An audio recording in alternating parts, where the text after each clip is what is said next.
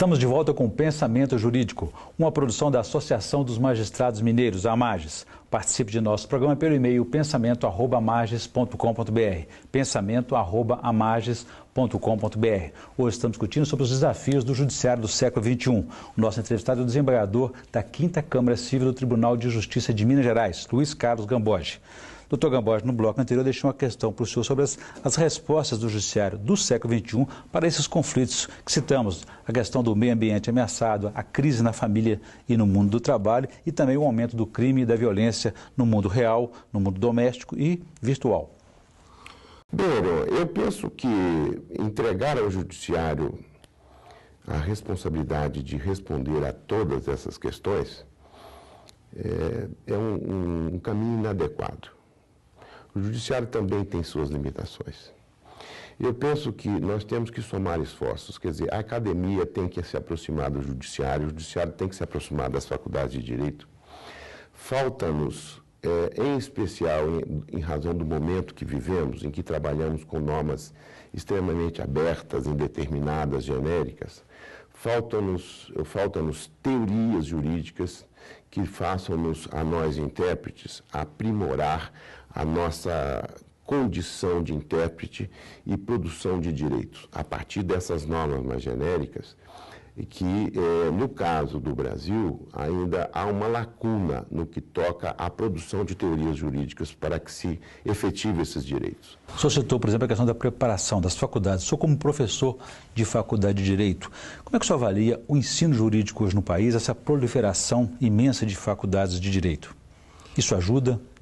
Penso que a questão central não está no número de faculdades, e sim qual é a proposta, qual é o projeto dessas faculdades.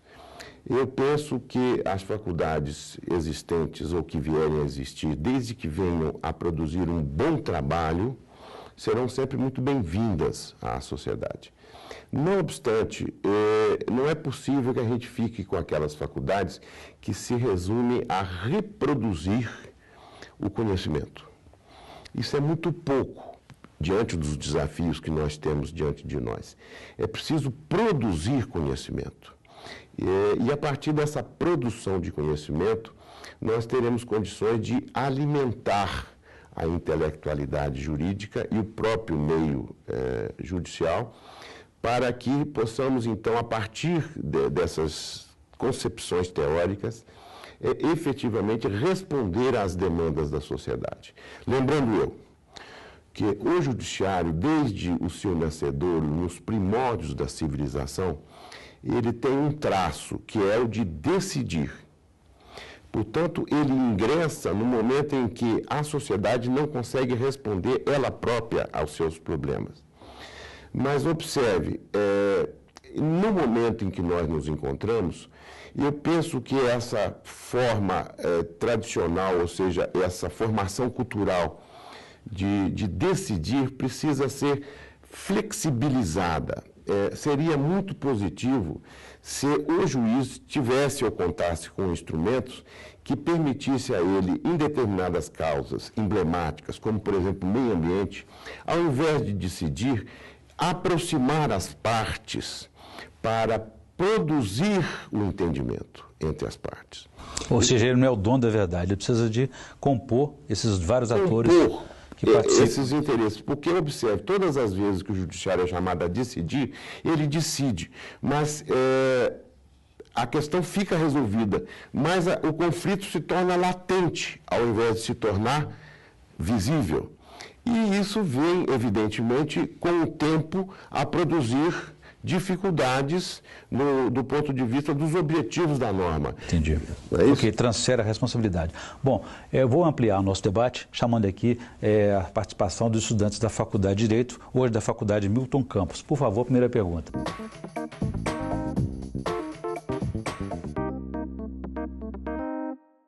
Gostaria de saber de que forma as arbitrariedades processuais praticadas pelos magistrados impactam o Estado Democrático de Direito. Olha, Miguel, eu tenho acompanhado o excelente trabalho que vem sido empreendido pela atual diretoria, digamos, atual presidência e vice-presidentes lá do nosso tribunal, e também pelos juízes e desembargadores, sobretudo no sentido de garantir a efetivação dos direitos fundamentais e encontrar mecanismos que nos permitam dar maior agilidade nas decisões.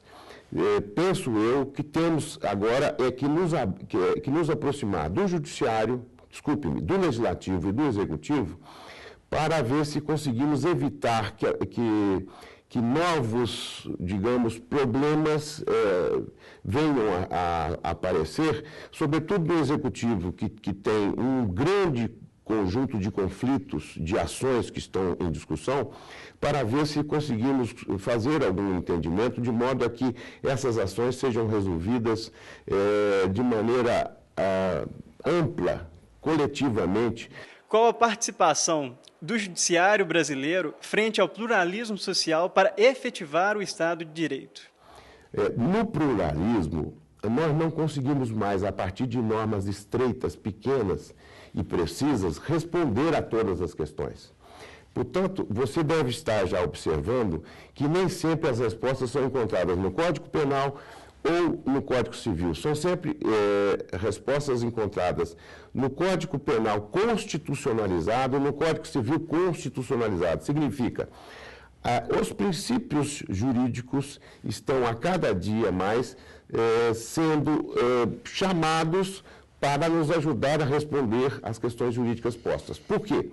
Porque trata-se de uma sociedade complexa e plural. Numa sociedade complexa e plural, as normas não conseguem, elas, com grande precisão, digamos, penetrar no coração do caso e respondê-lo de maneira completa. É preciso integrar normas principiológicas com normas específicas para, então, encontrarmos uma resposta que corresponda ao anseio e à expectativa que tem a sociedade na decisão. Muito bem, agradecer então a participação dos estudantes da Faculdade Milton Campos. Bom, nós vamos fazer mais um intervalo aqui agora, desembargador Luiz Carlos Gamboge, e voltamos no bloco seguinte. Eu gostaria de falar sobre o lançamento, a criação da Frente Parlamentar pelo aperfeiçoamento do Judiciário aqui em Minas Gerais. A gente volta em instantes.